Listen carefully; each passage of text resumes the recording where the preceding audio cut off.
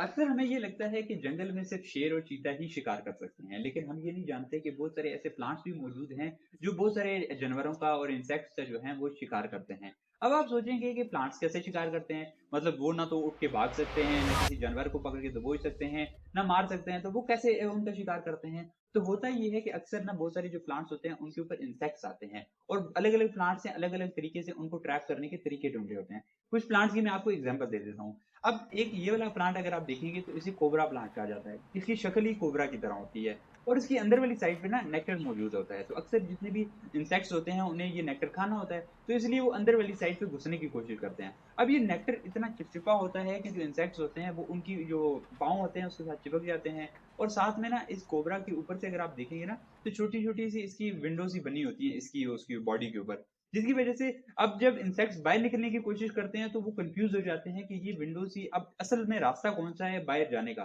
तो वो जब भूल जाते हैं और अक्सर चकरा के अंदर वाली साइड पे गिर जाते हैं और जब वो अंदर वाली साइड गिर जाते हैं तो वो प्लांट जो है वो अंदर ही उनको दबोच लेता है।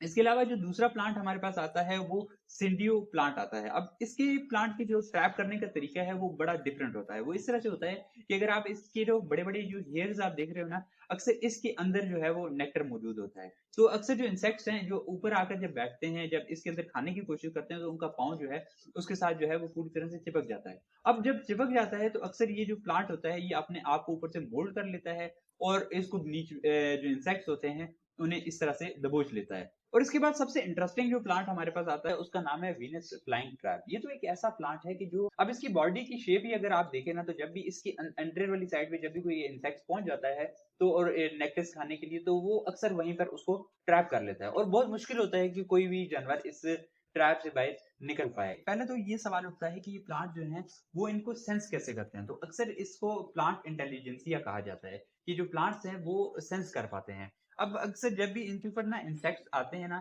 तो जब वो एक पाँव रखते हैं तो इनको इतना ज़्यादा उसको महसूस नहीं करते। लेकिन जब वो 2-3 बार वो पाँव रखते हैं ना, तो प्लांट ये सेंस कर लेता है कि उसके ऊपर कोई चीज़ मौजूद है और उसके केमिकल्स और उसकी स्मेल से वो ये भी महसूस कर पाते हैं कि ये कोई इंसेक्ट है। तो इसलिए वो अक्सर इनको अपनी जो बॉडी है उसको इस तरह से क्लोज़ कर लेते हैं और उसके अंदर जो है वो इनको दबोच लेते हैं। और इनको दबोच लेने का एक मेजर रीज़न ये होता है कि इन प्लांट जिन जगहों पर ये उगते हैं ना, वहाँ पर जो सॉइल होती है वो ज़्यादा मतलब कि ज़रख़ेज़ नहीं होती है और इनको न्यूट्रिशन की बहुत ज़्यादा ज़रूरत पड़ती है और इस न्यूट्रिशन की जो कमी होती है वो अक्सर ये इंसेक्ट से पूरा करते हैं।